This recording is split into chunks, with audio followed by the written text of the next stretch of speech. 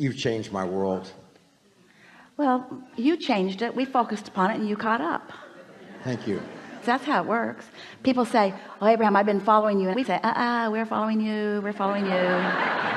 You're launching the rockets. We're following the rockets. And then we stand there where you pointed us to be, and we hold the light for you to find. And when you do, acknowledge that that's what happened. I created this. I lined up with this. I'm living this. Thank you so much for that, because I'm getting good at this. Yeah. Yeah. And when things don't happen the way I expect them, I start to say, wait a minute. They always happen the way you expect them. When I discover that my expectation is out of whack, I'm starting to notice it. When I let life train me into expectation that is bogus, I'm starting to notice that. Let's use expectation in the real way. I get what I expect. It's never other than that. I expected to get called up here today. Yeah, obviously. It's easier for you the second and third and fourth time. The audience hates you for it because it feels like injustice. So when positive things happen which induce positive expectation, that's why things, the better they get, the better they get, the better they get, the better they get. It's also why the worse they get, the worse they get, the worse they get, the worse they get. So what we're asking you to do is to expect outside of what's happening. It's easy to get called on and then expect it again. The hard thing is to not ever have been called on and then get called on. The hard thing to do is to expect around the reality that has your attention. And that's what we talk about all day, every day, isn't it? Find a way to care so much about the way you feel that you're not willing to think a thought that doesn't feel good, even if it makes the most sense. I've never had any money. Nobody I know has ever had any money. My family's never had any money. Therefore, I don't expect to have any money. Well, that's not helpful. That's not helpful. It's going to turn out the way you expect it to be. So you've been taking this in. Of course. So what is it you want to talk about here and now? What's new for you? I want to get better at the fine-tuning of my desire, my expectation, and all of that. I have started to realize that I can manifest things almost instantaneously with just giving it a passing thought. Oh, I'd like to have that. On things that you haven't practiced otherwise. If it's a new thing that you don't have an expectation about, the universe will deliver it to you nearly immediately because there's no push and pull going on in you. But if it's something that you've wanted for a while, so you've got some expectations that are pushing it away while your words are trying to pull it to you, that's what you want to be aware of. And your emotions are what tells you about that. So here's our encouragement. Stay off those subjects. Don't try to teach yourself on the subjects that are difficult. Teach yourself on the subjects that are not difficult, which means choose new subjects. Choose new subjects. Universe, today I would like to see evidence of happy people. Universe, today I would like to see evidence that you know what I've been thinking about.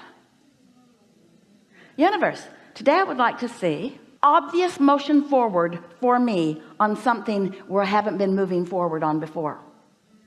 Universe, today show me progress about something. Now you see the way the question is pointed, it's so vague you're not blocking it. You're general enough that you're not blocking it. But when the universe shows you this and this and this and this and this and this and this and this and this, you'll remember. In other words, the way your expectations change is when you ask for something that you really don't quite believe, but your ask is clear enough and you're not believing is foggy enough that the universe can give it to you. That's how you bridge your expectations. And after a little while, you'll begin to feel invincible. Absolutely invincible. You can change the weather. You can rendezvous with everything that you want. There's nothing outside of your ability to modify it in the direction of your desire. I have to tell you that my whole life, particularly when I was a child, I knew that this was a thing. I knew that this was a thing.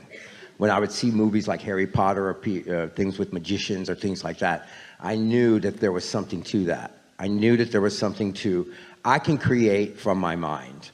And people would say, that's ridiculous, or what are you doing? Why aren't you calling that person? Why aren't you putting more action in that? I knew somehow that sometimes that would be counterproductive. I knew that I could create a situation through my focus in my mind.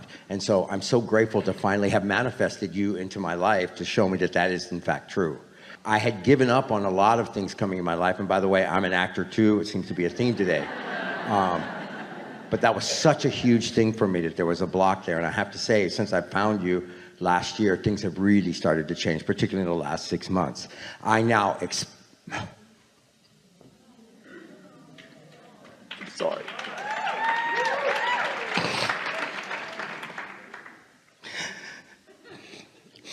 I have begun to expect my dreams to come true again.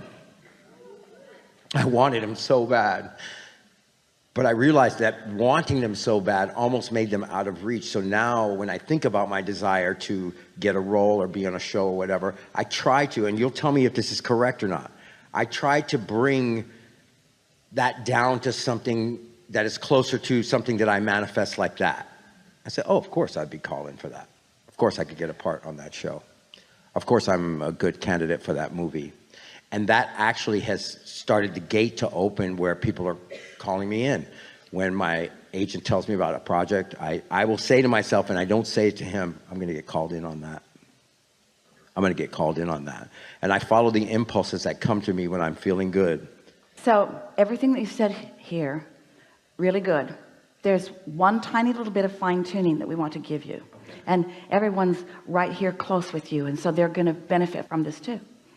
When you caught your breath there for a moment, it was an indication that you had stronger desire than you did belief, just for a moment. And that's why it felt the way that it did. It amplified desire. And then the words that followed that experience, where you kind of choked up for a moment, were, I've wanted this so bad for so long. We just want to point something out that we pointed out about Esther's experience earlier. You're really going to like this. You're still doing, and so many people do it, you're wanting to influence or evoke from the universe, from the emotion of painful need than from joyful desire. And it worked with your mother. If you need a little, oh man, she's going to be right there.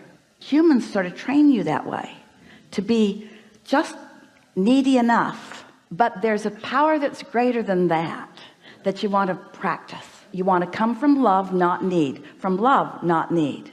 From love, not pain. From knowing, not guessing. From knowing, not hoping. You're at the place, and it's a good place to be. It's paying off really well for you, and it will continue to do so, but you could do better, where your desire is mostly being met with hope. And so that gives you quite a bit of what you desire. But when your desire is met with knowing, when your desire is met with love, when you're not trying to motivate normal people, but instead are only dealing with your own push-pull vibration. You see, it's when you think you're going to inspire another. Esther was doing that with her contractor. If he just understands that they are putting me in an inconvenient position and that I'm really too busy for this, maybe they'll hustle a little bit more and they'll get some stuff done. Nope, it slowed it down. Not because they wanted to slow it down. They weren't deliberately punishing her. The universe is not deliberately or indeliberately punishing her. It's that you can't get there from there. So it's from your pure desire and expectation that it be satisfied. But you see, you don't want to appear to be that arrogant, because when you're sure of yourself, lots of other humans who aren't sure of themselves are offended by your sureness. That's why when you hear the stories from the actors, they are so ready to tell you about their struggle, because they want you to give them permission to have received the benefit if their struggle. If I can present my struggle to you in an efficient enough way, you won't be mad at me for this now success.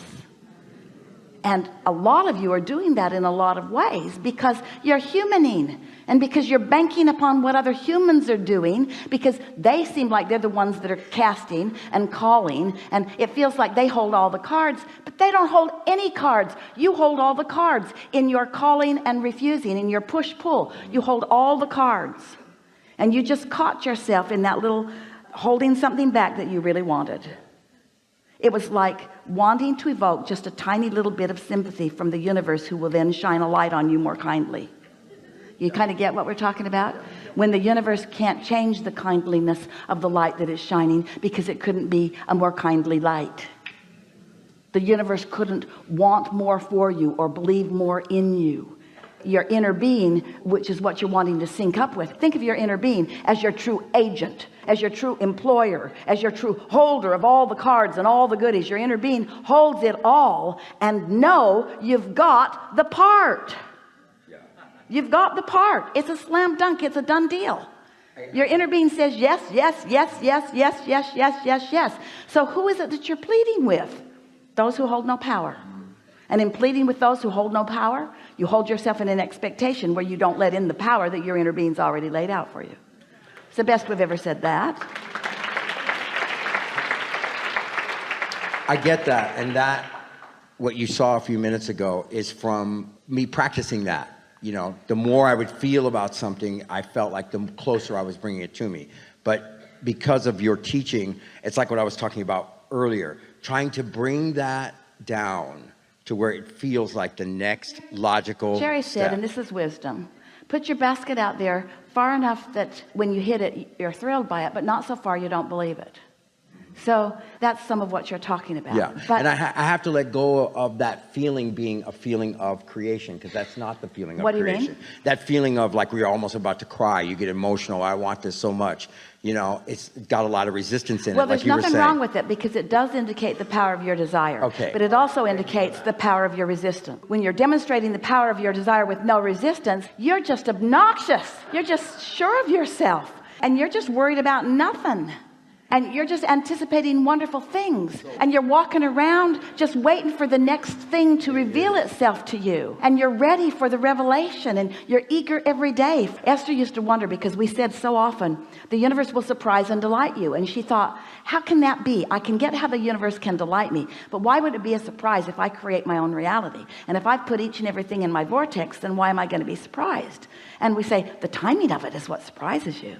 The timing and the combining of the things that you want. The things that you put into the vortex have been spun into this magnificent combining. And when you hold yourself, as you are beginning to do, steadily in that place of positive expectation, then there's just delight after delight after delight after delight. And so when someone meets you, you don't seem like an actor who is yearning for the job. You appear to them to be the actor that knows that he's got the job. Do you know why so many of the big projects cast the same actors?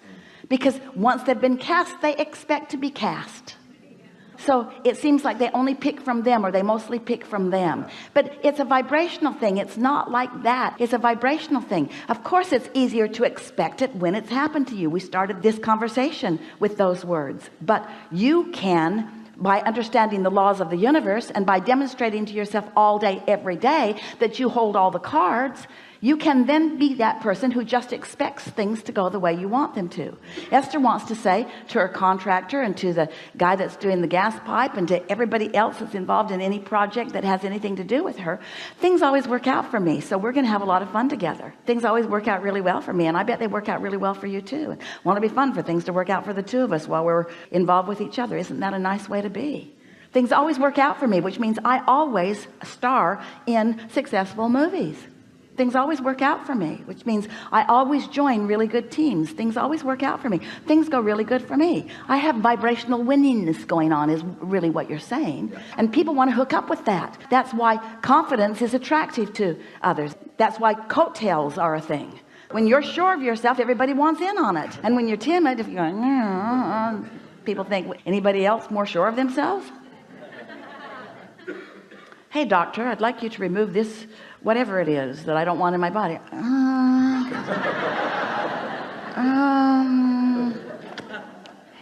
I might move on to someone more confident.